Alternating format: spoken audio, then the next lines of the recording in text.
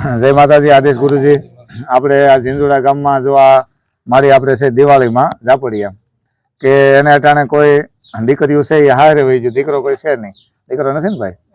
તો દીકરો નથી ને માં કે કોઈ આધાર છે નહીં, બરોબર. હવે પોતે ઉંમર થઈ ગઈ છે અને કઈ કામ થતું નથી. ક્યાંથી આવે છે પૈસામાં? પૈસા તો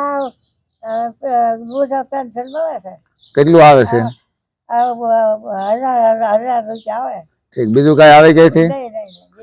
કે 1200 રૂપિયા આવે છે, બરોબર. હવે આ ઉંમરે 1200 રૂપિયાનો ટન આપણે દૂધ નથી થતું ભાઈ. આખા મહિનાનું આપણે ગણો તો દિવાળીમાં આ 1200 રૂપિયાનું દૂધ નથી થતું.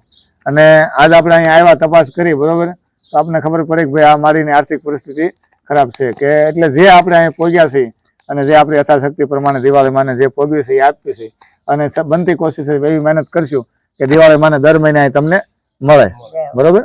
જય માતાજી આદેશ.